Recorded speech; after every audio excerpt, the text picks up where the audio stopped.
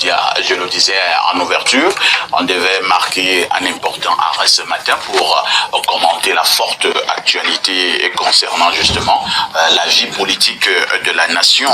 Il faut dire avec déjà Info Matin, parution de ce matin, Info Matin, le très sérieux quotidien du très grand frère Dieudonné Van, nous renseigne qu'Aboubakar Ousmane met dans le viseur de Paul Atanganji.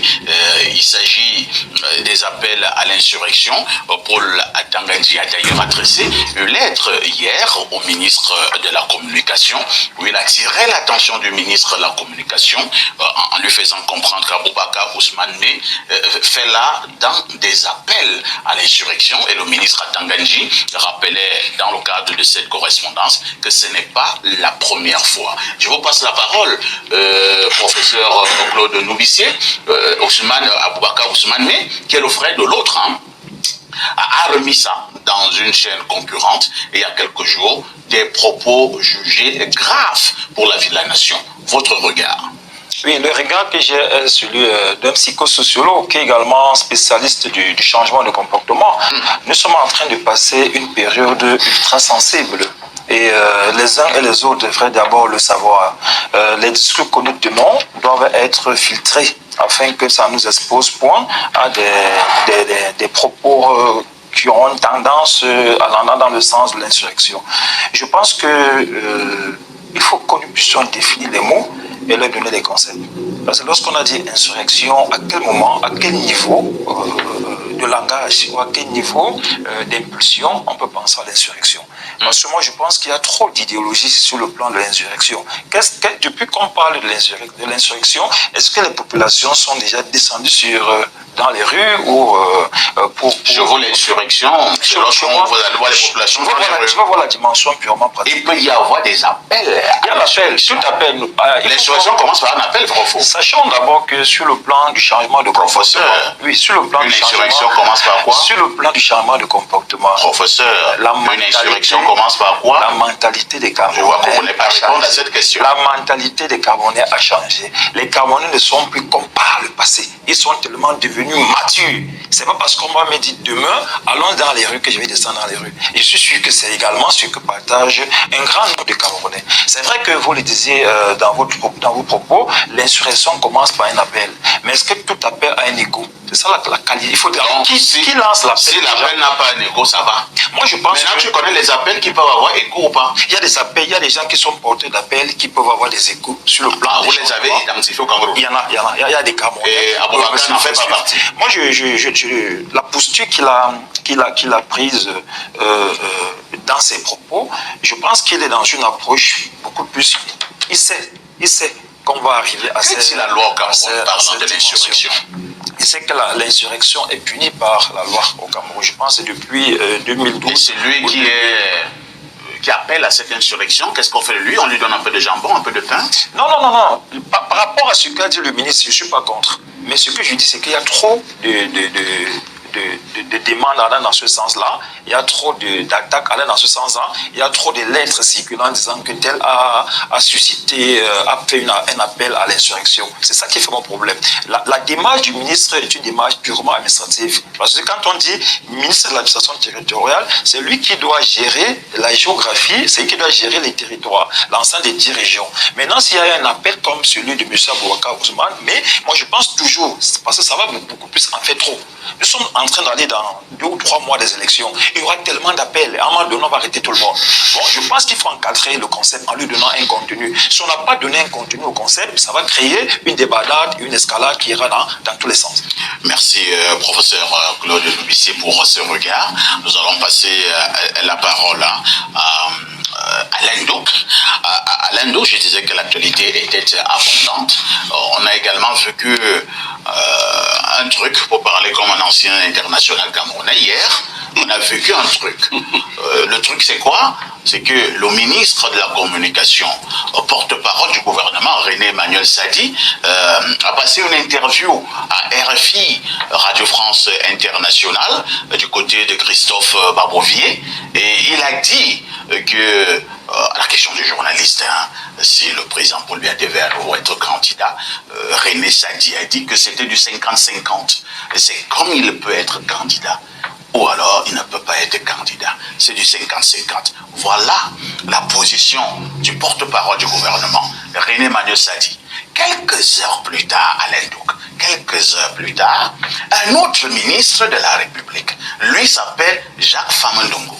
Il est ministre d'État, par ailleurs secrétaire à la communication du côté du Rassemblement démocratique du peuple camerounais, le RDPC, qui a également passé dans la même radio, RFI, pour dire qu'il n'y avait pas de débat. Le président Paul Biya sera candidat. Alain Douk, moi qui ne maîtrise pas bien la langue de Molière, est-ce que ce n'est pas ce qu'on peut appeler la cacophonie gouvernementale? On peut parler de cacophonie et à juste titre. Je m'explique. Vous savez, le ministre de la Communication, lorsqu'il fait une telle sortie, on n'oublie pas quand même le magistère qui est le sien. C'est lui qui communique pour le compte du gouvernement. Et outre l'aspect gouvernemental, il est quand même un membre influent du parti au pouvoir, quoi qu'il en soit. Bien, j'ai dû réécouter l'interview. Quelle interview? Parce qu'il y en a deux. En tout cas, celui avec Boisvouvier de... Les deux Oui, je dis du ministre de la Communication. Voilà, René Sadi. Point par point. Alors, je n'ai pas vu en réalité quelqu'un qui est dans la faute. J'ai plutôt vu quelqu'un de mesuré, quelqu'un de pondéré et quelqu'un qui a même dans les tournures langagières de la diplomatie. En réalité, il faut qu'on comprenne qu'on ne va pas passer le temps à faire une campagne par procuration. Quoi qu'on dise, à un moment donné, il faut que celui qu'on attend, même si les statuts du parti en question disent, de par sa posture de président du parti, qu'il est le candidat naturel et statutaire, à un moment donné, il faut qu'il fasse des sorties, au moins une sortie, pour affirmer cette velléité. Alors, puisque jusqu'ici, ce n'est pas le cas, je n'ai pas trouvé grief à ce que le ministre de la Com dise que, bon, pour eux, dans l'ensemble, ils savent que c'est l'homme de la situation, l'homme qui gère les dossiers, l'homme qui est sur le coup, mais puisqu'il avait dit à un moment donné que quand viendrait l'échéance de la présidentielle ou de la possible candidature de sa personne, il dirait s'il rentrerait au village ou alors s'il resterait en lice. Et là, c'est là-dessus qu'il s'appuie pour dire que finalement, en termes de probabilité, ben, c'est du 50-50. Il faut qu'il se prononce là-dessus. Or, là-dessus, le monsieur est quand même muet comme une carpe jusque-là. Donc, je n'ai pas trouvé qu'il a fauté. Moi, je trouve au contraire, et là, le justif donc, de la cacophonie, quand maintenant le ministre donc, de l'enseignement supérieur, donc responsable de la communication donc, du parti, le ministre d'État, voilà, il fait sa sortie maintenant, quelques heures après, ça dans le même média, ça s'inscrit maintenant dans une dynamique corrective. Comme pour dire que le ministre de la Communication était totalement à côté de la plaque. Voici ce qu'il faut retenir. Je pense que ce n'est pas comme ça qu'il fallait procéder en réalité. J'aurais même préféré, s'il trouve qu'il y avait faute, qu'il laisse même le soin en réalité à celui qu'il juge, dont il juge qu'il a commis la faute, de trouver un moyen, même sur un autre média, de rattraper le coup. Moi, c'est comme ça que je vois la chose, mais puisque j'ai dit initialement que je n'ai pas trouvé faute dans ce que René Emmanuel Sadi a dit, donc, du coup, je trouve que c'est le ministre d'État voilà, qui a commis une faute. Qui a commis une faute. Pierre Leroy-Mec, depuis hier, face à cette actualité, j'ai un petit sourire. Hein. Vraiment, le Cameroun est tout. C'est très beau, c'est bien. Alors, avez-vous l'impression que le professeur Jacques Famandongo est venu corriger René Emmanuel Sadi? Sans citer René Emmanuel Sadi, son collègue, le professeur Jacques Famandongo, qui a été par ailleurs lui également ministre de la Communication, porte-parole du gouvernement, a pris sur lui de corriger mot pour mot les propos de Emmanuel Sadi. Comme l'a indiqué Alain Douk, le ministre Sadi a parlé avec beaucoup de prudence. Ah, c'est un diplomate. À la base, voilà. Et le ministre Famandongo a parlé avec le ton qu'on lui connaît, l'arrogance. C'est deux styles. Sadi n'est pas obligé de faire comme femme.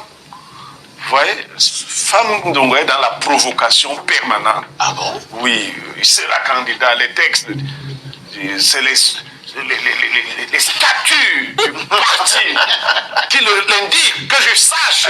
Il n'y a pas un autre président du RDPC. Lui-même n'a pas vu Biya depuis combien de temps? Lui-même, Femme Ndongo. Il est dans la... Faut qu'on soit sérieux. Il est dans la fantasmagorie, il est dans la futurologie. Une science essentiellement évanescente. Comme lui-même. Et qu'il n'a pas aimé par le passé.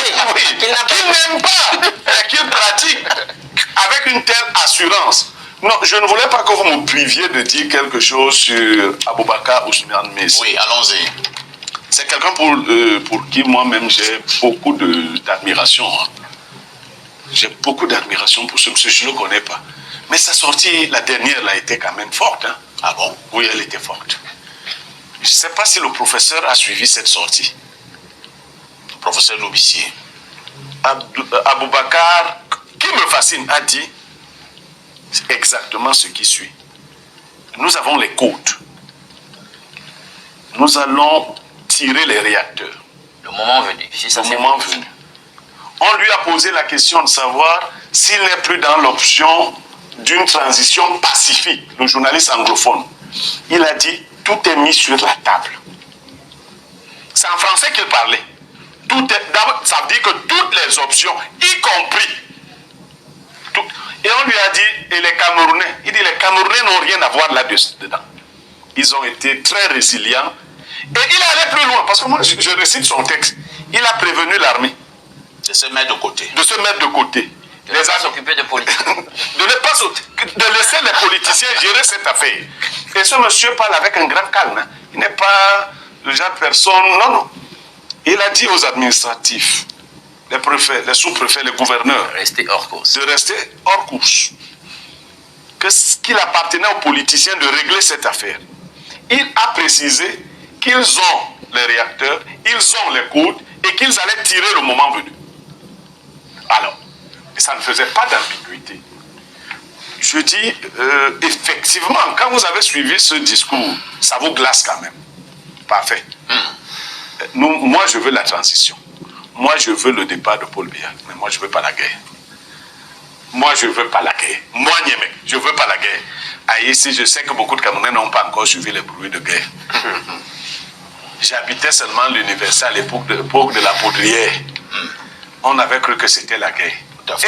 Et ici, avant le matin, les gars qui étaient proches, qui n'avaient pas envie de marcher, étaient là après Mbankoum. Bon, nous autres avions atteint Boumébé déjà, le village. Je dis non.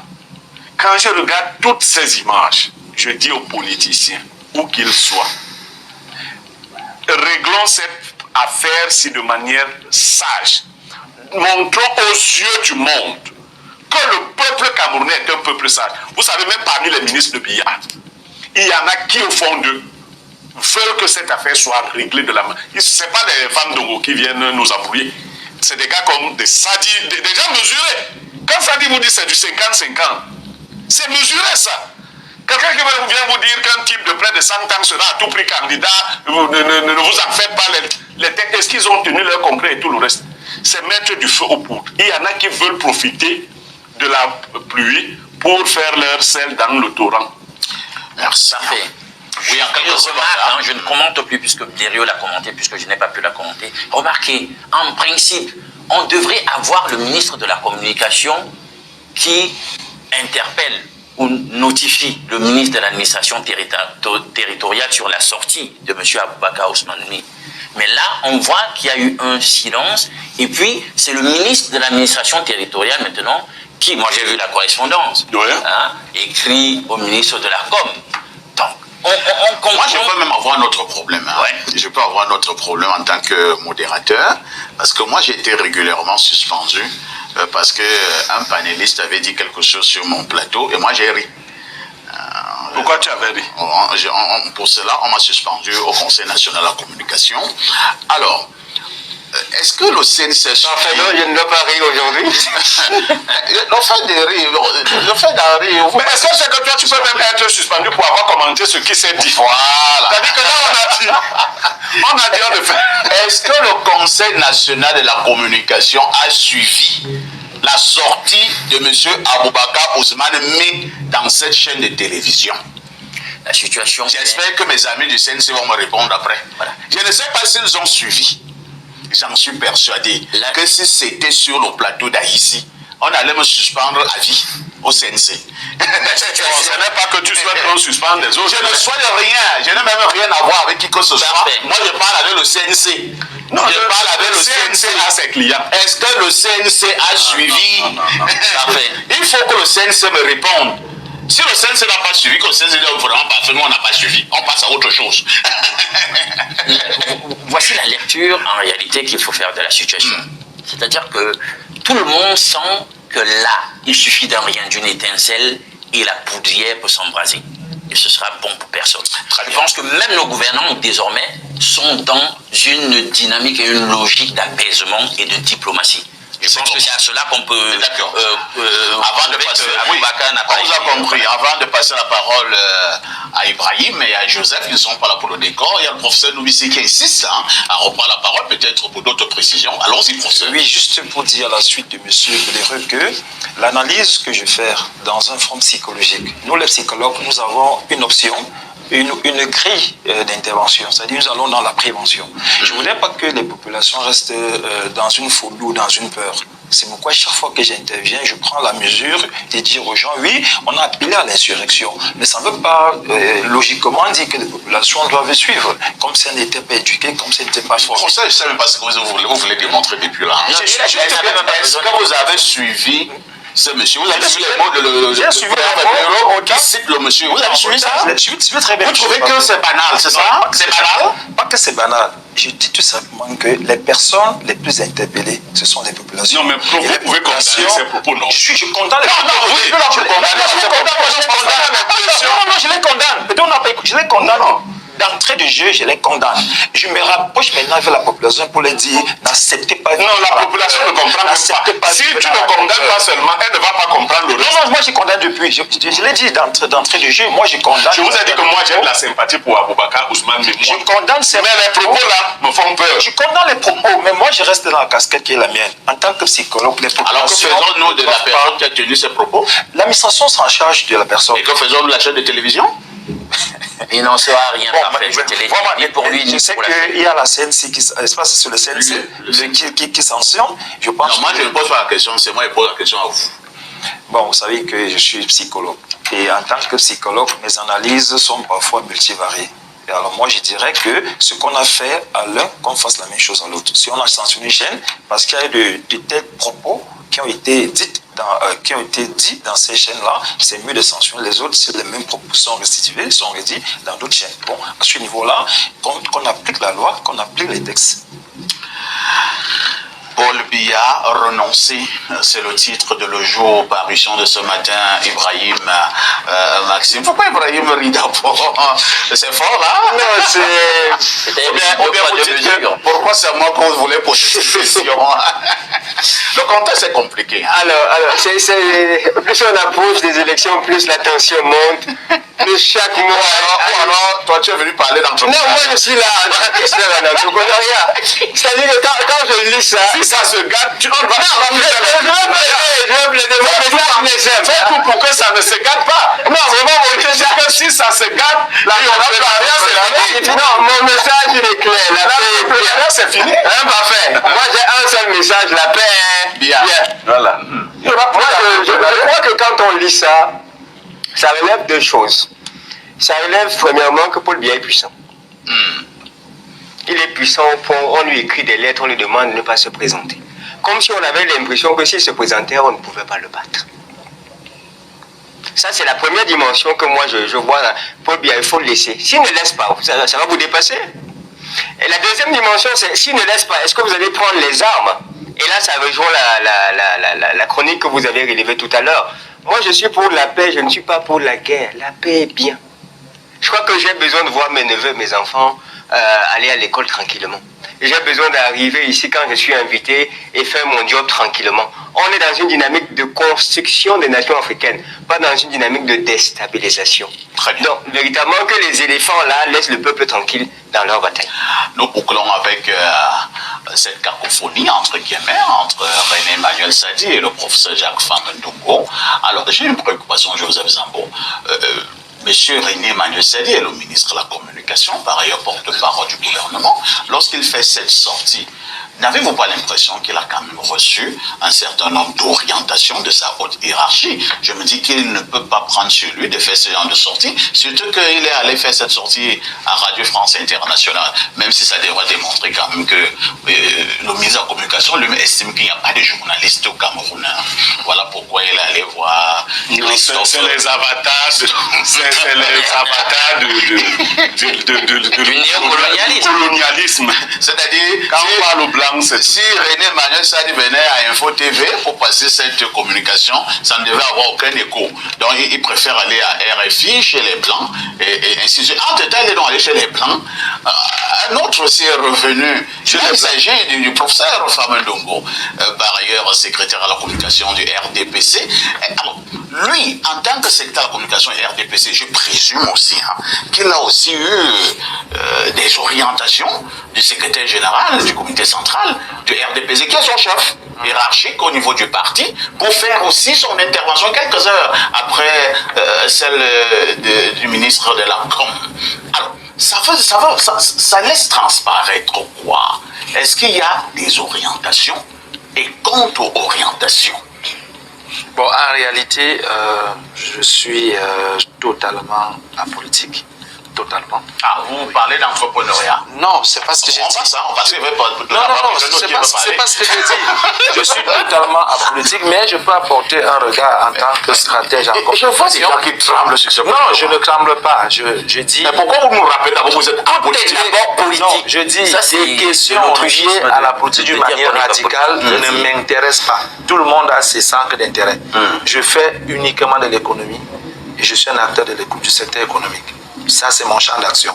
Mais puisque la question m'est posée, je suis un nouveau. Si les réacteurs sont tirés, tu vas faire l'économie. Ceux qui sont des techniciens sur les réacteurs vont aller gérer. Non, mais toi, tu feras plus l'économie. Je dis. Donc, intéresse-toi à la politique pour que les réacteurs ne soient pas tirés. Les grands enjeux économiques. Le seul jour que chacun ferait son travail, je pense même que c'est aussi une bonne orientation pour l'émancipation d'un pays. Il y a des politologues, il y a des politiciens, il y a aussi les économistes comme nous. Vous ne répondez pas à la question. Si le pays prend feu, si les réacteurs, parce qu'on a des codes, oui. a-t-il dit. Oui. Nous allons tirer. Le moment venu. Je suis en train de si on tire. Je dis quelque chose de simple. Je dis, même dans un pays comme le nôtre, même si jamais on tire, ce n'est pas Zambo qui va aller conclure les balles. Il y a toute une organisation, les hommes en tenue et autres qui vont se charger de ça. Je Zambo, dis, lui va faire l'économie. Ce qui est de ma part, vous allez résoudre les problèmes de guerre. Quand il va falloir reconstruire et parler des questions économiques, on va appeler Joseph Zambo, il va le faire. Mais je dis, pour ce qui s'est passé, c'est une stratégie de communication. C'est simplement de la communication et pure et simple. Dans un système politique, lorsqu'il arrive que on veut installer un certain rythme auprès de la nation, on met des éléments sur la table. Il y a un qui met une action, l'autre met une contre-action, et ça fait aussi de la parole pour les journaux, ça fait de l'écriture pour d'autres, et on vous met sur une certaine dynamique. C'est simplement ça qu'on appelle le jeu politique. C'est pas une banalisation. Ils contrôlent leur système. Personne ne peut se lever en tant que ministre de la communication pour dire du n'importe quoi sans que ce soit calculé. Personne ne peut se lever en tant que secrétaire général d'un parti, surtout le parti au pouvoir. Secrétaire à la communication. Secrétaire à la communication, voilà, pour dire des choses sans qu'elles soient contrôlées. Je vous dis, c'est ça qu'on appelle le jeu politique. Et c'est nettement de la stratégie communicationnelle. On appelle ça la communication cognitive. Parce qu'on sait que vous qui recevez l'information, on sait déjà ce que les journaux vont dire, on sait ce que la presse va dire, on sait ce que la population va dire. Vous pensez que René est venu jouer et Famendongo aussi venu jouer à son tour? Vous avez posé une question politique. C'est ça qu'on appelle la politique. Non. C'est ça. Merci beaucoup. Nous allons passer à autre chose. Bon, j'ai un problème de temps. On pouvait continuer à commenter et analyser mes dommages. Par contre,